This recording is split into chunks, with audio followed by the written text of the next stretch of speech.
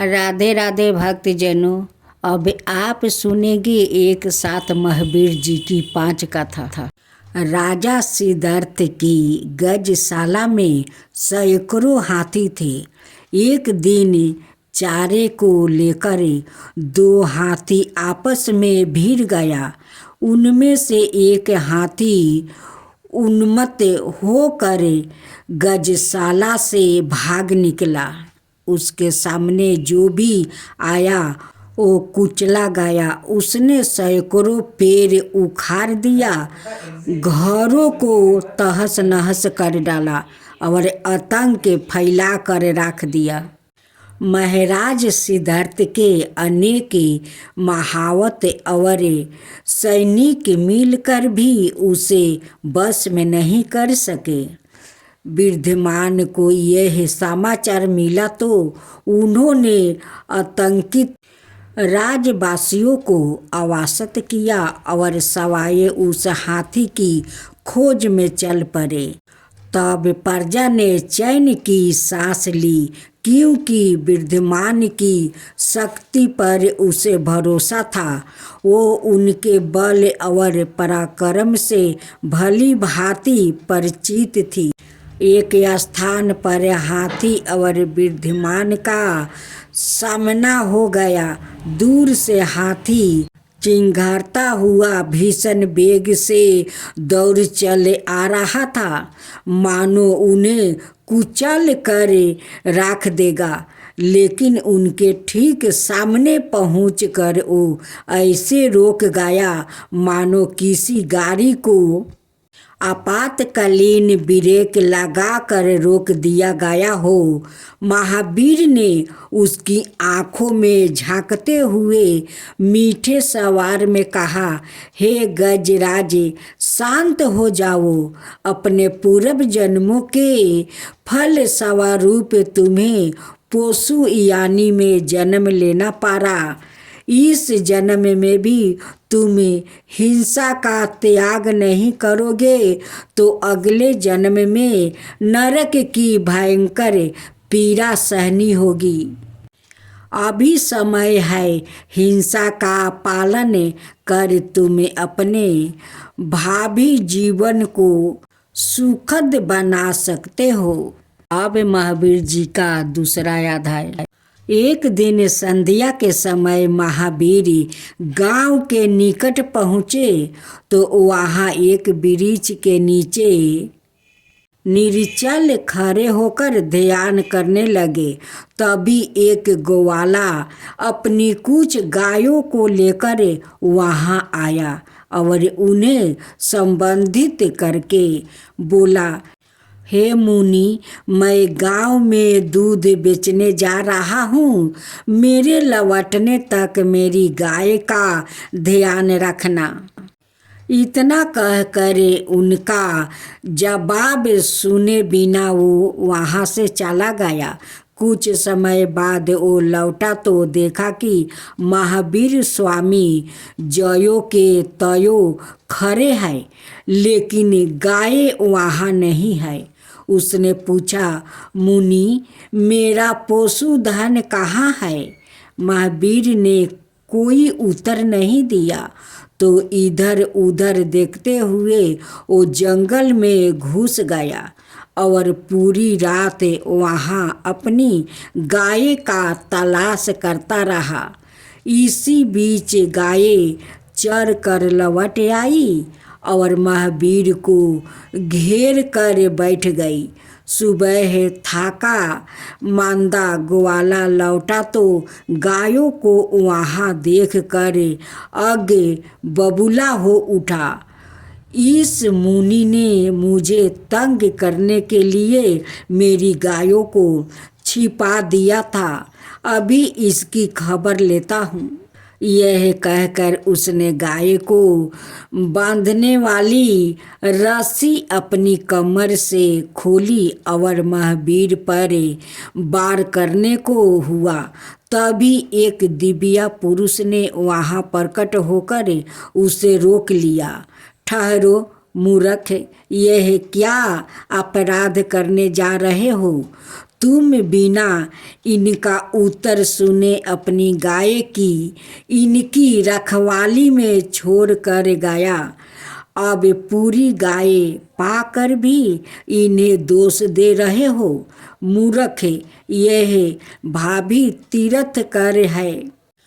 यह सुनकर ग्वाला महावीर के चरणों में गिर पड़ा और क्षमा याचना करके वहाँ से चला गया। अब महावीर जी की तीसरा अध्याय। पूस कलावती नाम के देश के एक घने वन में भीलों की एक बस्ती थी। उनके सरदार का नाम पुरूराव था। उसकी पत्नी का नाम कालिका था। दोनों वन में घास लाकर बैठ जाते और आते जाते यात्रियों को लूट कर उन्हें मार डालते थे। यही उनका काम था। एक बार सागर सेन नाम का एक जैनाचार्य उस वन से गुजरे तो पुरूरावत ने उन्हें मारने के लिए धनुष तान लिया। ज्यों ही वो तीर छोड़ने को हुआ, कालिका ने उसे रोक लिया। स्वामी, इनका तेज देख कर लगता है यह कोई देव पुरुष है। यह तो बिना मारे ही हमारा घर अन्न धन से भर सकते हैं। पुरूरावत को पत्नी की बात जंच गई। दोनों मुनि के निकट पहुँचे तो उनका दुष्टा व्यवहार सावा मेवा शांत हो गया और वो उनके चरणों में नतमस्तक हो गया। मुनि ने अवधि ज्ञान से भाप लिया कि वो भली ही 24वां तीर्थंकर के रूप में जन्म लेने वाला है।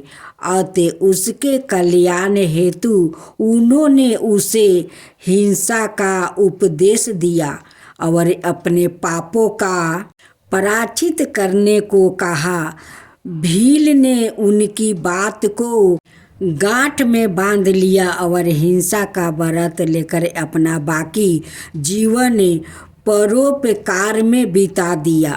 अब चौथा अध्याय निर्धनता से मुक्ति दिलाई। महावीर मुक्ति पद पर दृढ़ कदमों से बढ़ा जा रहा था। तभी पीछे से उन्हें एक करुणा पुकार सुनाई दी। उनके कदम ठिठक गया।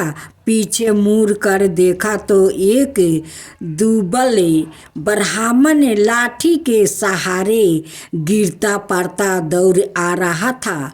कुछ पल बाद ही वो महावीर के कदमों में आकर गिर पड़ा। उसकी आंखों से झरझर आंसू बहने लगे। फिर लड़खड़ाती जबान से वो बोला, मेरी सहायता कीजिए राजकुमार। वृद्ध माँ ने मुझे कुछ कीजिए, मेरी निर्धनता दूर कीजिए।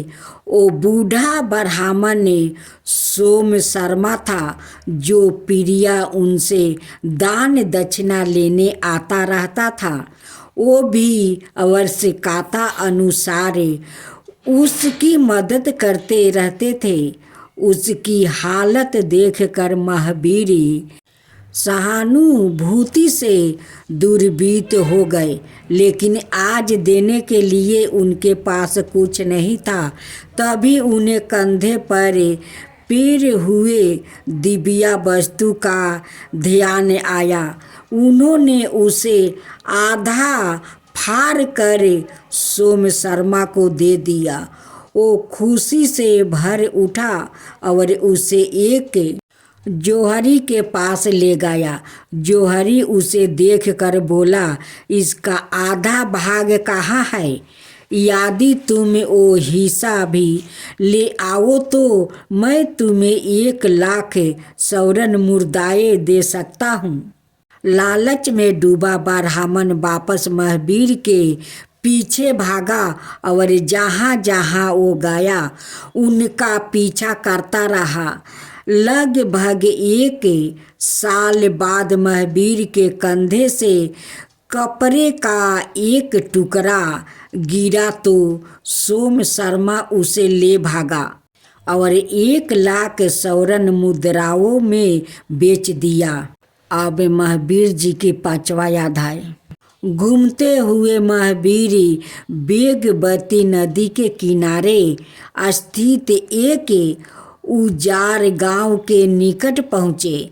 गांव के बाहर एक टीले पर एक मंदिर बना हुआ था। उसके चारों ओर हड्डियां और कंगालों के ढेर लगे थे। महावीर ने सोचा यह स्थान उनकी साधन के लिए ठीक रहेगा। तभी कुछ गर्मीन वहाँ से गुजरे और उनसे बोले, यहाँ अधिक देर मत ठहरो। मुनिराज, यहाँ जो भी आता है उसे मंदिर में रहने वाला दैत्य शूलमानी चट कर जाता है। यह हड्डियाँ ऐसा ही अभागे लोगों की है। यहाँ गांव कभी भरपूर हुआ करता था, उस दैत्य ने इसे उजाड़ कर रख दिया है। यह कहकर गर्मीन तेज कदमों से वहाँ से चला गया। महावीर ने ग्राम वासियों के मन का भय दूर करने की ठानी और उस मंदिर के प्रांगण में एक स्थान पर खड़े होकर ध्यान करने लगे।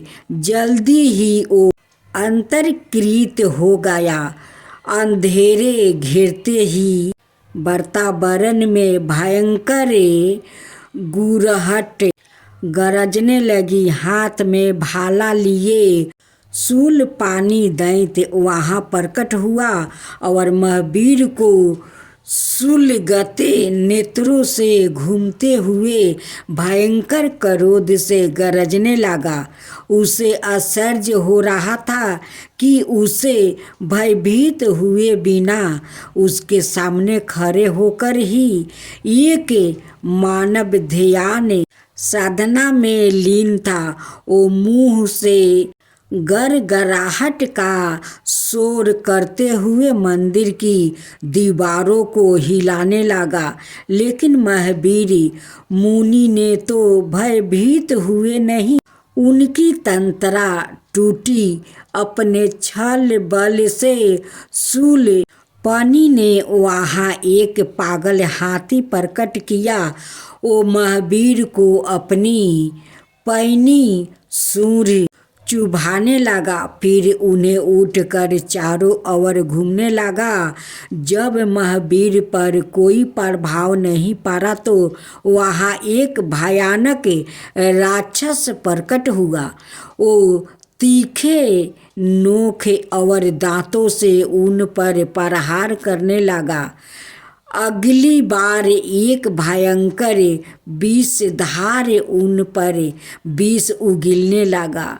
इतने पर भी महावीर ध्यान मगन रहे तो शूलपानी भले की निकली नोक उनकी आँखों, कान, नाक, गर्दन और सिर में चुभाने लगा।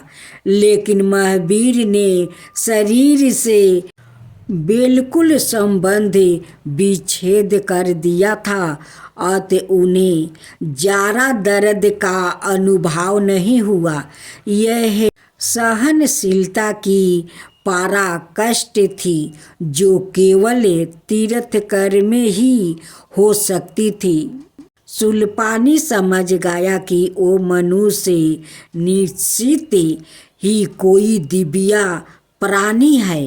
वो भय से थर्राने लगा। तभी महावीर के शरीर से एक दिव्य आभा निकल कर दैत्य के शरीर में समा गई और देखते ही देखते क्रोध पिघल गया, गर्भ चूर चूर हो गया। वो महावीर के चरणों में लौट गया और क्षमा मांगने लगा।